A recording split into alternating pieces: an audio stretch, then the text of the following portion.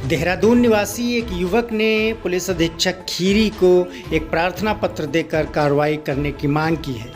आपको बता दें कि मंगलवार को उत्तराखंड के देहरादून निवासी एक युवक ने पुलिस अधीक्षक कार्यालय लखीमपुर पहुंचकर एक शिकायती प्रार्थना पत्र दिया और कार्रवाई करने की मांग की है।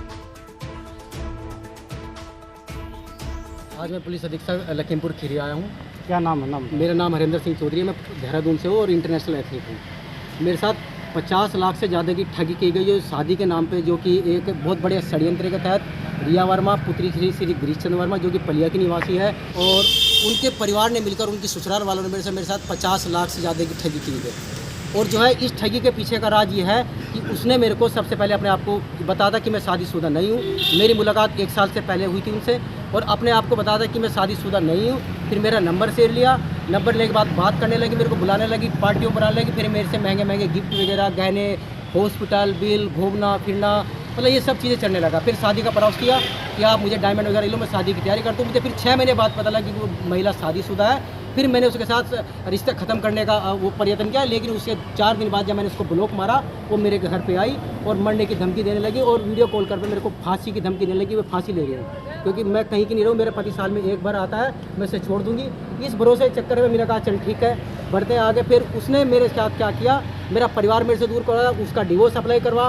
उसके बाद में जब वो मेरठ वाला कांड हुआ, ड्रम वाला कांड हुआ, मैं डर गया था। मैंने कहा भाई या तो अपने पति को चुन लो या आप मेरे को चुन लो।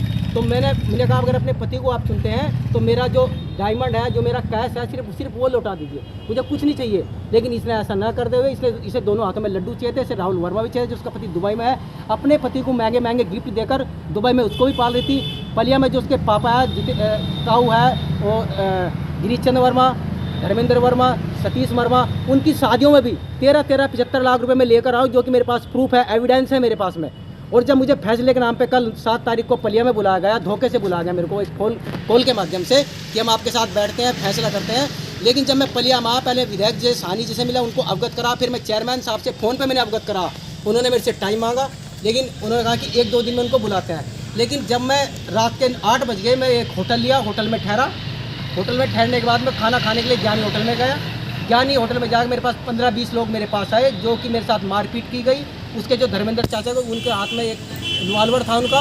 उसने उस रिवॉल्वर के दम पे मेरे माथे पर रखा और कहा कि ये पहले फ़ोन दे। उसने मेरा फ़ोन छीना, उसमें से तोड़ा, एविडेंस तोड़ा, क्योंकि रिया के उसमें सारे एविडेंस थे, वीडियो थी, सारा 1 नंबर का जो मेरे पास चिट्ठा था उनका, जो उनके साथ उन्होंने मेरे साथ किया है, चाहे वो बिल है, तो उसने डैमेज करने का प्रयास किया और उसमें सब मेमोरी कोड लो उसका। उसके बाद मैं ज़मीन पर गिर गया। फिर वहाँ पे मेरी चैन का मुझे नहीं पता, दीपू का गले में मेरा आता, दीपू चैन लेके गया जो रिया वर्मा का भाई है। तो 15-20 लोग आए, सारे ने मेरे साथ षड्यंत्र कर मेरे को मारने का प्रयास किया। फिर पुलिस चौकी पास में थी, अचानक से पुलिस आई और मुझे थाने में ले गई। उसके बाद रात भर मेरे को बैठा के रखा। उसके बाद कोई FIR नहीं है, कोई शिकायत नहीं है, कुछ नहीं है। यहाँ क्या आश्वासन मिला आपको? यहाँ से आश्वासन दिया कि उन्होंने SOC के लिए जांच के लिए लिख दिया, दोषियों के खिलाफ कार्रवाई की जाएगी। उन्होंने बोला जल्दी कार्रवाई की जाएगी। संबंध रहा, संबंध आपका? संबंध 1 साल से रहा मेरा रिया वर्मा के साथ में, पति पत्नी है। जी।